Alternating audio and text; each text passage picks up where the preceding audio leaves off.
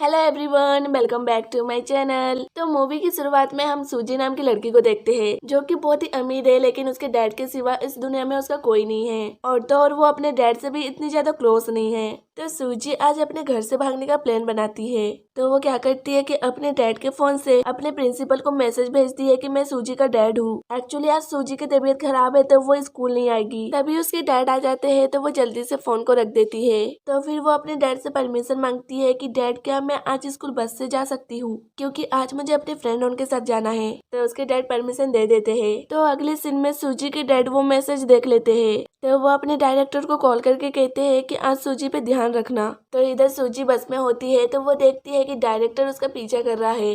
तो वो बस से उतर के भागने लगती है। तो डायरेक्टर भी सूजी को रोकने के लिए उसके पीछे भागते हैं। तभी सीन दूसरी लड़की पे शिफ्ट होता है और इसका नाम यूनजिन है। ये बार में काम करती है, मतलब कि अपना हुस्न दिखा के आदमी उनको एंटरटेन करती है।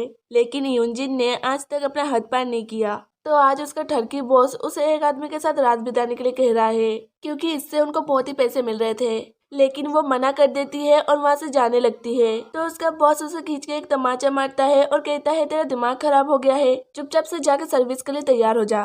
तो यूनजिन कहती है आपको पता है मैं ऐसा नहीं करती, क्या आप भूल गए। तो वो उसे फिर से मारने वाला था तो उसका एक आदमी रोक लेता है और कहता है बॉस शांत हो जाइए, मैं इस मामले को संभालता हूँ। और वो यूनजिन को वहाँ से ले जाता है। तो यूनजिन क्या करती है कि वॉशरूम के बहाने से भाग जाती है। तो फिर यूनजिन बाहर नहीं आ रही थी तो वो आदमी अंदर आ जाता है। तो वो देखता है कि यूनजिन भाग गई है। तो वो उसको पकड़ने के लिए उसके पीछे भागता है। तभी सीन तीसरी लड़ी पे शिफ्ट होता है और इनका नाम ह्योंगजा है। इनके जो हस्बैंड है इनको बहुत ही टॉर्चर करते हैं और दिन भर मारा पीटा करते हैं और अभी भी कितनी बुरी तरह से मार रहे हैं। और इनका बेटा भी बिल्कुल अपने बाप की तरह है, अपनी माँ को तो माँ समझता ही नहीं है। तो ह्योंगजा आंटी डिसाइड करती है कि अब वो ये सब नहीं झेलेगी और वो घर छोड़ के भाग जाएगी। तो वो घर में जितने भी पैसे रहते हैं वो ले लेती है और वो अपने नालायक बेटे और हस्बैंड से पिन स्पाउट खरीदने जाने का बहाना करके चली जाती है। तो उनके हस्बैंड को उनका बिहेवियर कुछ ठीक नहीं लग रहा था। तो वो जल्दी से जाके अपने पैसे चेक करते हैं, जो कि नहीं था। तो वो उनसे पैसे छुड़ाने के लिए उनके पीछे भागते हैं। तो यहाँ पर हमारी तीनों फीमेल लीड एक्टर भागती फिर रही है। तो ह्योंगजा आंटी भागते भागते एक जगह आके बैठती है। तो फिर दूसरी सीट पे यूनजिन आके बैठ जाती है। तो वो एक दूसरे को देख के मुंह बना रहे थे। तभी वहाँ पर सूजी डायरेक्टर से भागते हुए आती है, लेकिन डायरेक्टर उसे पकड़ लेते हैं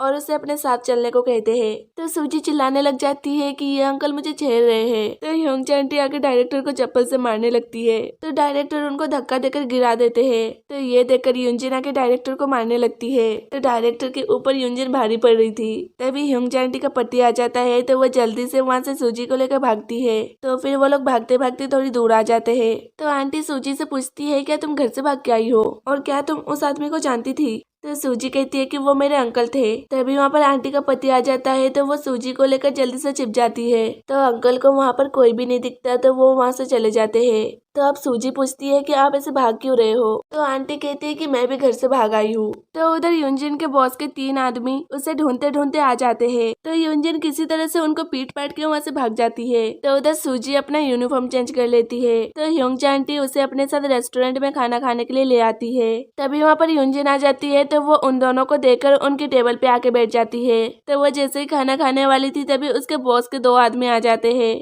तो वो जल्दी से अपना मुंह छुपा के भागती है, लेकिन वो लोग उसे देख लेते हैं। तो यूनजिन उन्हें रोकने के लिए टेबल चेयर और गिरा के वहाँ से भागती है। तो आंटी और सूजिन तो वहाँ से चुपचाप खिसकने लगते हैं, लेकिन रेस्टोरेंट की ओनर उन्हें रोक लेती है और वो अपने सारे नुकसान के लिए पे करने को कहती है। तो आंटी कहती है कि हम तो उसे जानते भी नहीं है तो हम क्यों पे करें। तो वो कहती है कि बट वो तो आप लोगों के सीट पे आके बैठी थी तो आप ही को पे करना होगा। तो आंटी तो पैसे देने के लिए तैयार ही नहीं थी। तो ओनर उनके फोन से उनके पति को कॉल करने लगती है। तो अब तो उन्हें पैसे देना पड़ता ही है। तो फिर सूजी कहती है कि मैं अब जा रही हूँ। तो आंटी कहती है कि मेरे पास जाने के लिए कोई जगह नहीं है तो तुम मुझे अपने साथ ले लो। वैसे भी तुम प्रीटी हो और रिच भी दिखती हो तो तुम्हारा किडनैप हो सकता है, तो मैं तुम्हें प्रोटेक्ट करूंगी। और यूनजिन जो है अपना फोन रेस्टोरेंट में ही भूल गई थी। तो आंटी ने उसका फोन ले लिया है। तो वो किसी और के फोन से अपने फोन में कॉल करती है और आंटी को एक जगह मिलने के लिए बुलाती है ताकि वो अपना फोन वापस ले ले। तो आंटी तो आके सीधे पैसे मांगती है जो कि उन्होंने उसके बदले पे किए हैं। तो यूजिन अपने बॉयफ्रेंड को कॉल करती है और असल में वो उसका बॉयफ्रेंड तो नहीं है, उसने पैसे के लिए बॉयफ्रेंड बना के रखा है। तो वो उससे बहुत ही प्यार से पैसे मांगती है। तो उसका बैंक उसे पैसे देने के लिए एक जगह बुलाता है, बैंक यानी उसका बॉयफ्रेंड। तो वो आंटी को कहती है लो हो गया पैसे का इंतजाम। तो फिर आंटी कहती है कि तुम एक बार गर्ल हो। तो यूजिन कहती है कि हाँ तो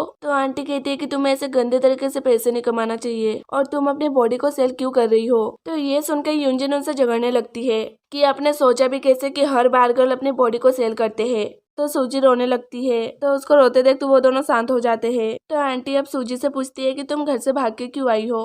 तो वो कहती है कि आज मेरी मॉम का बर्थडे है और मैं उनसे मिलने जाना चाहती हूँ। तो वो दोनों भी उसके साथ उसकी मॉम से मिलने आते हैं। तो सूजी अपने मॉम को याद करके रोने लगती है। तो आंटी उसे गले लगा के संभालती है। तो यूजिन ऐसा दिखा रही थी कि उसको कोई भी फर्क नहीं पड़ रहा, बट वो मन ही मन उसके लिए बहुत ही सैड हो रही थी। तो फिर वापस आते वक्त यूजिन सूजी से कहती है मैं तुम्हारी ओल्डर सिस्टर हूँ तो तुम मुझे सिस्टर बुलाना। तो ह्योंगजा आंटी कहती है कि तुम मुझे मॉम कह के बुलाना। तो वो तीनों एक साथ बहुत ही मजे कर रहे थे और बहुत ही ज्यादा खुश लग रहे थे। और उधर सूजी के डैड सूजी के लिए बहुत ही परेशान थे। तो वो अपने कुछ आदमी को उसे ढूंढने के लिए लगा देते हैं।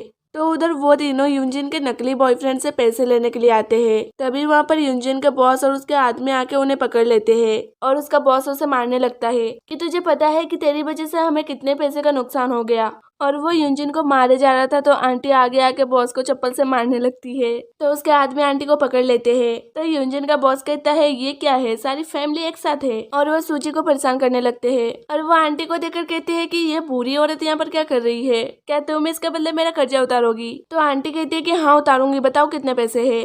तो वो कहते हैं इस फैमिली में तो बहुत ही एटीट्यूड है।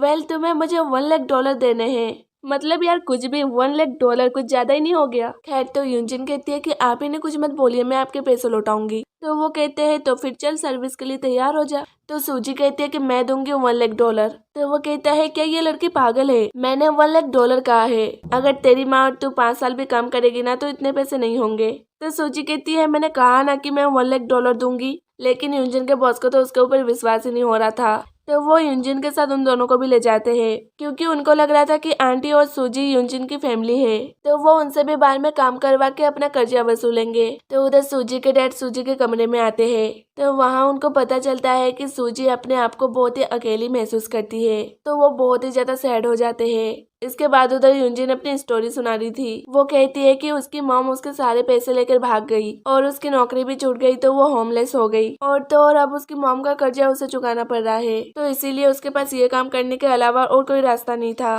तो ह्योंगजा आंटी बताती है कि मैं अपने पति के पैसे लेकर भाग आई और मैं श्योर हूँ कि जब तक वो मुझे पीटेगा नहीं तब तक शांत नहीं होगा। तो यूजिन कहती है कि आपका पति आपको मारता है, आप अभी उससे डाइवोर्स दे दो। तो फिर वो लोग बातें करते करते सो जाते हैं। तो सूजी अपने डैड को कॉल करती है और कहती है मैं अभी अपने फ्रेंड के घर हूँ और मुझे $1 लाख की जरूरत है। तो उसके डैड समझ जाते हैं कि जरूर उसका किडनैप हो गया है। तो वो कहते हैं कि हाँ मैं अभी पैसे भिजवाता हूँ। तो वो उनसे अपने स्कूल के गेट के पास पैसे लेकर आने के लिए कहती है। तभी वहाँ पर एक आदमी आ जाता है और उससे फोन छीन लेता है। तो वो बहुत ही डर जाते हैं और वो अपने आदमियों को सूजी के दिए हुए एड्रेस पे भेजते हैं। तो उधर सूजी यूजिन के बॉस को एड्रेस देती है और कहती है यहाँ पर 10 बजे आपको पैसे मिल जाएंगे। तो उनको तो विश्वास नहीं हो रहा था। तो वो कहते हैं कि अगर तूने झूठ बोला तो तुम मारी जाएगी। तो फिर वो अपने 2 आदमी को पैसे लेने के लिए भेजता है। तो थोड़ी देर बाद वो कॉल करके कहते हैं कि पैसे मिल गए हैं। तो उनको समझ में नहीं आ रहा था कि इतनी छोटी सी बच्ची पैसे कहाँ से लाई, लेकिन उनका क्या, उनको तो पैसे लेने से मतलब है। तो फिर वो तीनों को छोड़ देते हैं। तो बाहर आके यूंजी और आंटी सूजी से पूछते हैं कि तुमने इतनी भारी रकम कहाँ से लाया। वो उससे बहुत ही सवाल पूछते हैं लेकिन वो कुछ भी नहीं कहती है। तो यूजिन कहती है कि खैर छोड़ो, मैं तुम्हें वादा करती हूँ कि 1 साल काम करके मैं तुम्हें ये पैसे वापस लौटा दूंगी। तो सूजी कहती है कि मैं नहीं चाहती कि आप ये काम करो। तो वो कहती है हाँ ठीक है, तुम मेरा नंबर भूलना मत। और वो जाने लगती है। तो ह्योंगजा आंटी उसे रोक लेती है और साथ में आखिरी बार खाना खाने के लिए कहती है। तो उधर सूजी के डैड के आदमी यूजिन के बॉस के आदमी उनका पीछा करके उनके अड्डे पे आके उन्हें पकड़ लेते हैं। तो वो देखते हैं कि सूजी तो पहले ही जा चुकी है। तो वो उनसे पूछते हैं कि तुमने सूजी को किडनैप क्यों किया था और उसे $1 लाख देने के लिए फोर्स क्यों किया था। तो बॉस कहते हैं क्या, उसने तो अपने सिस्टर का कर्ज उतारा है। तो वो कहते हैं सूजी की कोई सिस्टर नहीं है। तो बॉस कहते हैं उसकी मॉम भी यहाँ पर थी। तो वो कहते हैं उसकी मॉम की तो कई साल पहले डेथ हो गई। तो उन लोगों को लगता है कि आंटी और यूजिन ने उसका किडनैप किया है। तो अब सूजी के डैड उनको पकड़ने के लिए पुलिस लगा देते हैं। तो इधर वो लोग रेस्टोरेंट में खाना खाने के बाद शॉपिंग मॉल में आते हैं। यूजिन के पास कुछ पैसे थे जो कि उसे उसके बॉस के आदमी ने दिए हैं, क्योंकि वो यूजिन को लाइक करता है और उसको पता था कि यूजिन के पास पैसे नहीं है।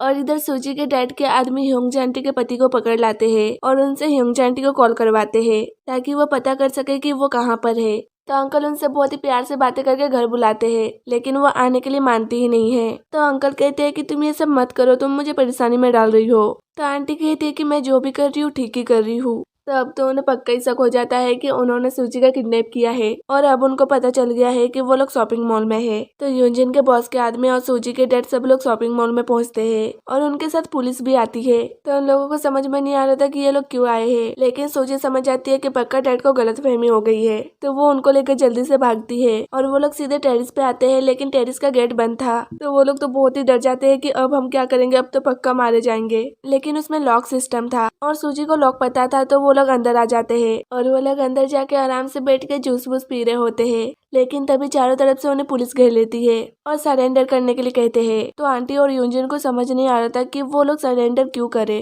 तो सूजी बताती है कि ये एक मिसअंडरस्टैंडिंग है, इनको लग रहा है कि आप लोगों ने मुझे किडनैप किया है। तो वो दोनों एकदम शॉक में आ जाते हैं और नीचे छिप जाते हैं। तो पुलिस उन सरेंडर करने के लिए कहते हैं, नहीं तो वो शूट कर देंगे। तो वो दोनों बहुत ही डरे हुए थे। तो सूजी खड़े होके कहती है कि इन्होंने मुझे किडनैप नहीं किया है, लेकिन उनको लग रहा था कि वो लोग सूजी को ऐसा बोलने के लिए फोर्स कर रहे हैं। तो सूजी के डैड आगे आते हैं और उनसे गिड़गिड़ाने लगते हैं कि मेरी बेटी को मुझे वापिस कर दो। और ये सब देखकर सूजी बहुत ही इमोशनल हो जाती है और उसे एहसास हो जाता है कि उसके डैड उससे बहुत ही प्यार करते हैं। तो वो अपने डैड के पास जाके उन्हें हक कर लेती है और ये सीन यहीं पे कट हो जाता है और हमें कुछ महीने बाद का सीन बताते हैं, जिसमें हम आंटी, सूजी और यूजिन को एक साथ देखते हैं और ये मूवी यहीं पे खत्म हो जाती है।